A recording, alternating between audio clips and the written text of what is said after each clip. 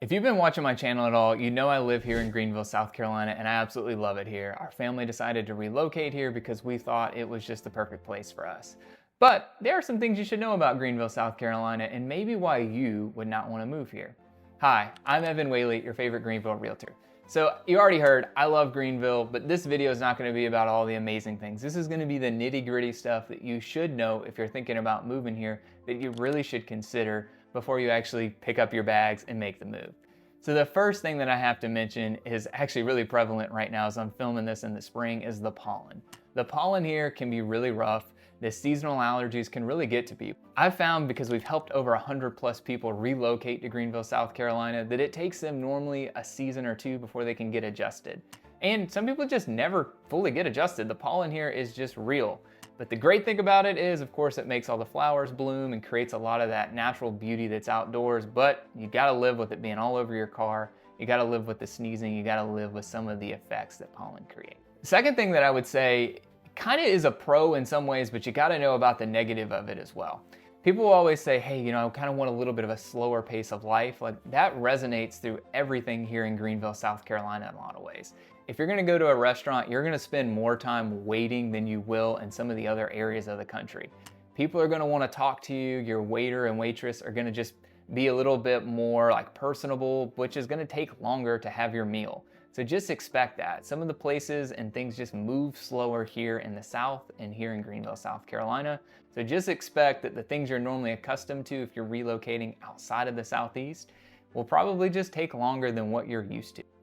Next thing I want to mention on this list is the heat in the summer. So we have high humidity in the summer months and the heat can get up there. There might be a day or two where you're in the 100-degree weather.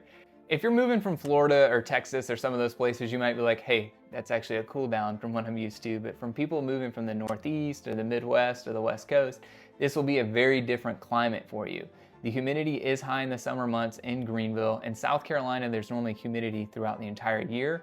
But in Greenville, we have the mountainous climate, so we cut some of that humidity in the other months, in the spring and the fall and in the winter. We don't have that extreme humidity like you get in some of the other portions of the state.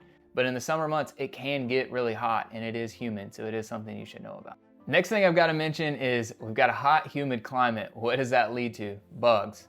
There are bugs here. That is something that you should know about. But hey, a big plus is we actually don't have alligators. It's too cold for the alligators here. That's something I get asked about frequently. But we do have bugs. You have bugs, you have snakes, you got all kinds of different bugs. So that's something that you should know about. I find that most people will have a pest control plan for their house to keep the critters outside and not in your home. Next thing I have to say about Greenville is it is a very car-dependent city. A lot of people live in the suburbs, so they're going to be commuting to work or commuting for fun, commuting for pleasure, whatever it is that they enjoy doing. We do have a bus system, but overall it's not widely utilized and it has limited stops. So most people are not using that like you would see in a big city like Atlanta, where they have their metro system, or DC or New York City. Like, we don't have that. The walkability in downtown is amazing. You park in downtown, you can walk to wherever you want, you can eat, you can shop, whatever you want to do is all right there. But the issue is, majority of people, 99.9% of people, are driving into downtown because it's not going to be highly walkable unless you have access to the Swamp Rabbit Trail and you want to walk to the trail all the way to downtown. So that's just something that you really should know about, that some other cities will have a little bit of an advantage on that Greenville doesn't necessarily have. Other thing that I would say about Greenville, I always tell people it's a small city that has a lot of the big city amenities, which is absolutely incredible. But there are a couple of those big city amenities, like I've already mentioned, the public transportation, that are missing. We don't have any professional sports teams here. So if you're into pro football, basketball, hockey, whatever it is, we don't have that, but we do have Atlanta and Charlotte, depending on where you're at, somewhere around a 2-hour drive to those cities. So that is a positive, that you can get to those things quickly, but we don't have it here in the city. Greenville does have some major touring artists that will come through the area, but you're not going to get some of those really mega stars, like a Taylor Swift concert. Probably isn't going to happen in Greenville. Maybe it will, but you're not going to see as many of those mega performing stars that are going to come into Greenville like Atlanta, Charlotte, or some of the other metros nearby. Something else that I think would be really important for you to know is the style of communities that are being built in Greenville may not match some of the style of communities that are being built in other parts of the country. What I mean by that specifically is Greenville right now has a limited amount of 55 plus communities. There's already a Del Webb community that should be coming soon that will fit a big need in the market. But right now we're in the early development stage of that community and some other communities like it. So that's one thing to know from a 55 plus standpoint. The other thing is when you look at Florida and some of the other parts of the country where they build these massive master plan communities that have water parks in them, have pickleball, tennis, they might even have a golf course in the community and so many other resources. We don't tend to see as many of those styled communities being built in our area. We do have a few master plan communities. They don't quite have all the resources that I just mentioned. I found that some people that if they like that style, you can find some things that will match what you're looking for.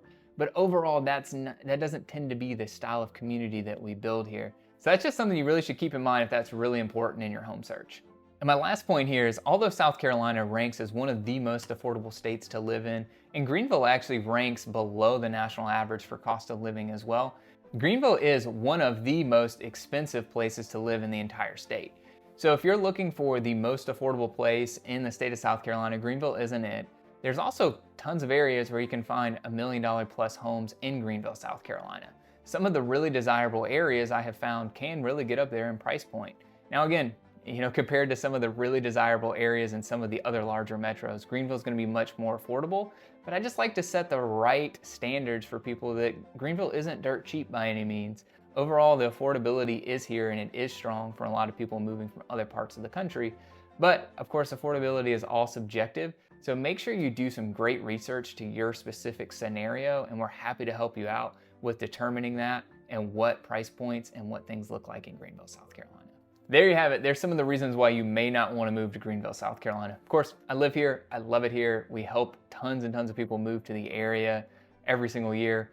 And I think we're going to continue to do that. Greenville is ranked as one of the top places to live in the entire US. It's ranked as one of the best downtowns in the world. There's so many phenomenal things about living here, but no city is perfect. And I just want to give you the true and honest facts of what it's like to live here and the things that you really should consider, because we just don't have some of those.